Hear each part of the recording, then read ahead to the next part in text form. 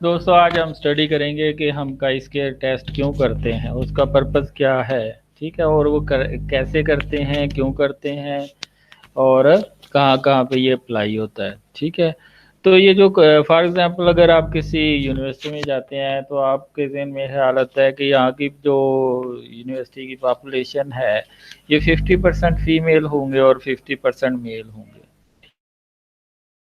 ठीक है, तो ये तो आपका हो गया नल हाइपोथेसिस। ठीक है, क्या आप कहते हैं कि 50% मेल हैं और 50% फीमेल हैं। फिर आप कहते हैं कि चलो मैं कोई स्टडी करता हूँ और इसको प्रूव करता हूँ। ठीक है, तो अगर तो आपके रिजल्ट जो है टेबुलेटेड वैल्यू से ज़्यादा आ जाते हैं तो फिर तो आपका नल हाइपोथेसिस हो जाता है रिजेक्ट। और अगर वो नहीं इससे कम वैल्यू आती है, टेबुलेटेड वैल्यू से कम वैल्यू आती है, तो फिर आपका जो नल हाइपोथेसिस है वो एक्सेप्ट हो जाता है। ठीक है, तो इसलिए हम करते हैं नल हाइपोथेसिस को या तो हम एक्सेप्ट करने के लिए या रिजेक्ट करने के लिए। दूसरा, ये एक नॉन पैरामीट्रिक टेस्ट होता है। ठीक है, जिसमें हम फ्रीक्वेंसीज को चेक करते हैं, लेकिन इसमें पैरामीटर नहीं चेक किए जाते, लाइक मीन, स्टैंडर्ड डेविएशन और दूसरे इस तरह के पैरामीटर जो हैं। ये जो है ये टेस्ट जो है वो हाइपोथेसिस को चेक करने के लिए होता है। ठीक है, और लेकिन ये एस्टिमेशन के लिए सूटेबल नहीं है। ठीक है, तो इसका मकसद क्या होता है, goodness of fit of distribution को चेक करने के लिए, test of independence of attributes को चेक करने के लिए, टेस्ट ऑफ होमोजेनिटी को चेक करने के लिए ये यूज होता है। तो किस तरह हम ये टेस्ट करते हैं, इसके लिए ये हम फार्मूला लगाते हैं। ठीक है, काई स्क्वायर मेथड का, chi square is equal to sum of observed value minus accepted value square divided by expected value. ठीक है, तो लेट्स सपोज के आप जो एक्सपेक्टेड वैल्यू आप कहते हैं कि इसमें 50% मेल हों और 50% मेल फीमेल हों, एंड के 50% ही बॉयज हों और 50% ही फीमेल हों। तो आपने 20 लोगों के ऊपर स्टडी किया है। तो जब आपने स्टडी किया है तो आपने देखा कि ऑब्जर्व वैल्यू में जो गर्ल्स हैं वो 13 हैं, बॉयज़ जो हैं वो 7 हैं। ठीक है, तो आपने क्या एक्सपेक्ट किया था कि 50% मेल होंगे, यानी कि 10 ही मेल होंगे और 10 ही फीमेल होंगे। फिर आपने ऑब्जर्व से एक्सपेक्टेड वैल्यू जब निकाली तो एक का जवाब आया था +3, जो 13 से अगर 10 निकालेंगे +3 होगा, और 7 से जब 10 निकालेंगे तो -7 से -3 आंसर आएगा। इन दोनों का जब स्क्वायर लेंगे तो 9 आएगा। तो 9 को जब इस 10 पे डिवाइड एक्सपेक्टेड वैल्यू से डिवाइड करेंगे तो 0.9 आएगा। तो जो हमारी जो वैल्यू आई है वो 1.8 आई है। ठीक है, का स्केयर की जो वैल्यू आई है वो 1.8। टेबुलेटेड वैल्यू क्या है, 3.48। तो इसका मतलब है आपकी जो वैल्यू है वो कम है और टेबुलेटेड वैल्यू ज़्यादा है, तो इसका मतलब है आपका नल हाइपोथेसिस जो है वो एक्सेप्ट हो जाता है। ये करीब तक है, 10 के करीब तक ये वैल्यू है 50%। लेकिन अगर आप डीवीएम की क्लास जो है उसमें चले जाएं तो उसमें ये जो है रिजेक्ट हो सकता है, क्योंकि उसमें फीमेल कम होती हैं और मेल ज़्यादा हो जाते हैं। इसी तरह अगर आप जेनेटिक्स में स्टडी करते हैं, ठीक है, ये आपने तकरीबन कितने ये 160 सैंपल साइज है तकरीबन।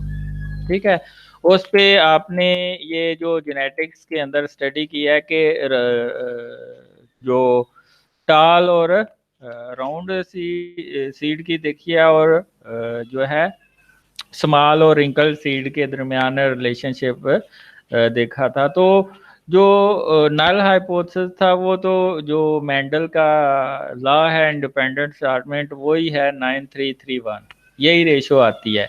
ठीक है, तो लेकिन जब टाल और राउंड में ऑब्जर्व किया गया, ये जो है डोमिनेट ट्रेट है टाल और राउंड, और जो स्मॉल और रिंकल जो है ये रिसेसिव ट्रेट। तो जो ऑब्जर्व वैल्यू है वो 85, 37, 33 और 5 आई थी। लेकिन जो आपने एक्सेप्ट एक्सपेक्ट की थी एक्सपेक्ट क्या किया था आपने 933, यानी कि 90 30 30 और 10, यानी कि ये रेशो आनी चाहिए।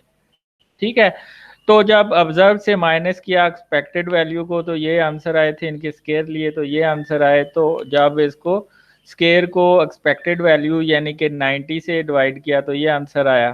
ठीक है, तो ये जब एक्सपेक्टेड वैल्यू से आप डिवाइड करेंगे इसको इससे तो ये आंसर आएंगे। तो इसका आंसर आया 4.71।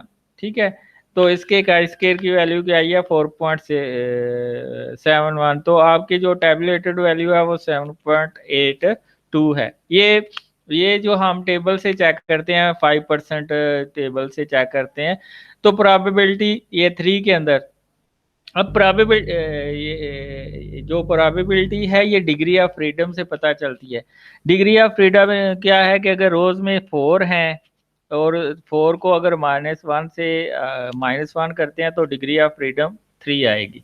इसमें ऊपर वाली स्टडी में 2 थे, एक मेल और फीमेल। ठीक है, तो अगर 2 में से एक निकाल लेंगे तो जो डिग्री ऑफ फ्रीडम है 1 आएगी। तो 1 के आगे 5% के नीचे हम देखेंगे 0.05 के नीचे जब आप देखेंगे तो जो टेबुलेटेड वैल्यू है वो 3.481 आई है। तो ये आपकी जो आई है वैल्यू और ये टेबुलेटेड वैल्यू है, ये अगर कम हो तो आपका नल हाइपोथेसिस एक्सेप्टेड है। ठीक है, इसमें भी आप देखें इसकी डिग्री ऑफ फ्रीडम क्योंकि 4 है, 4 में से यानी कि 4 रोज हैं, 4 पैरामीटर हैं, उसमें से एक निकाल लेंगे तो ये 3 आएगा। ठीक है, रोज में से एक माइनस करेंगे तो आपके पास डिग्री ऑफ फ्रीडम आएगी 3 है। तो 3 के सामने चेक करेंगे 0.05 के नीचे तो ये 7.82 आएगी।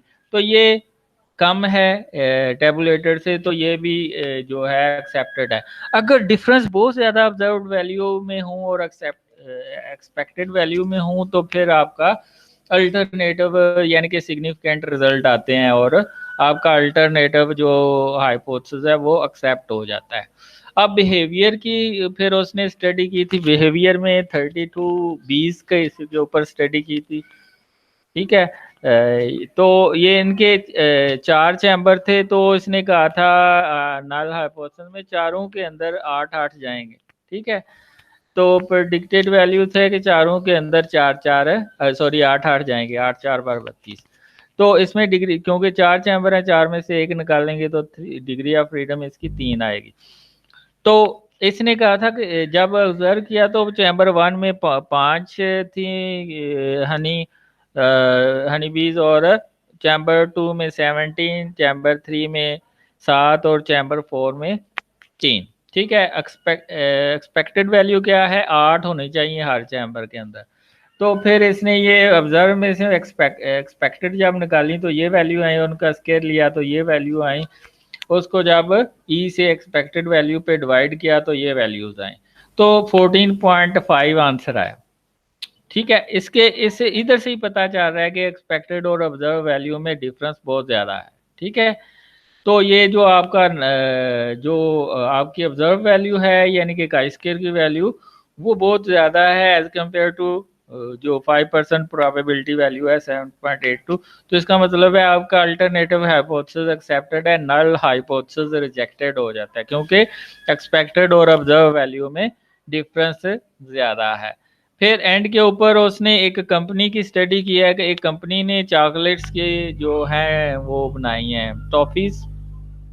ठीक है, तो कंपनीज क्लेम करती है कि ये इनकी जो ब्राउन है वो 30 होंगी, ये और येलो 20 होंगी, रेड भी 20 होंगी, ऑरेंज भी 10 होंगी, ग्रीन भी 10 होंगी, ब्लू भी 10 होंगी। लेकिन जब 100 सैंपल में से इसको एनालाइज किया गया तो ब्राउन जो है वो 24, येलो 28, रेड 13, जो ऑरेंज है 12 है और ग्रीन जो है वो 6 है और ब्लू जो है 17 है।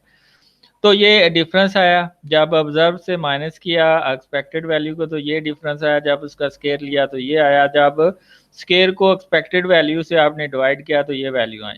तो ये आपका आ गया काई स्केयर वैल्यू और ये टैबुलेट वैल्यू है। काई स्केयर वैल्यू जो है वो ज़्यादा है, टैबुलेटेड कम है, तो ये आपका नल हाइपोथेसिस रिजेक्ट हो गया था। तो इस कंपनी पे फिर बैन लग सकता है क्योंकि इसका नल हाइपोथेसिस ये कैसे हम देखेंगे इसकी डिग्री ऑफ, क्योंकि 6 हैं रोज में, तो 6 में से 1 माइनस करेंगे तो इसकी डिग्री ऑफ फ्रीडम 5 है। ये डिग्री ऑफ फ्रीडम इसी तरह है कि एक कमरे में 6 कुर्सियां पड़ी हुई हैं, तो 5 लोगों को फ्रीडम होती है कि वो किसी भी कुर्सी के ऊपर जाके बैठ जाएं, लेकिन छठे बंदे को फ्रीडम नहीं होती कि वो कुर्सी के ऊपर अपनी मन चाहे कुर्सी के ऊपर बैठ जाए। तो इसकी डिग्री ऑफ फ्रीडम फिर 5 ही रहती है। तो यही डिग्री ऑफ फ्रीडम, यानी कि एक हमने माइनस करना होता है टोटल में से, टोटल रोज में से। तो ये आपका आ गया, ये भी नल हाइपोथेसिस जो है वो रिजेक्ट हो गया, अल्टरनेटिव एक्सेप्ट हो गया। ये और ये इस कंपनी के ऊपर बैन भी लग सकता है, क्योंकि इसकी जो जो क्लेम था वो रिजेक्ट हो गया। तो ये तो एक सिंपल सी स्टडी है, ये जो काई स्क्वायर मेथड है। अगर आपको ये लेक्चर अच्छे लगते हैं तो चैनल को सब्सक्राइब कर लें, ठीक है, और बेल आइकन को प्रेस कर दें, ताकि नेक्स्ट टाइम भी आपको जो मैं स्टैट्स के ऊपर लेक्चर लूँगा वो भी आपको मिलते जाएं साथ साथ। That's all.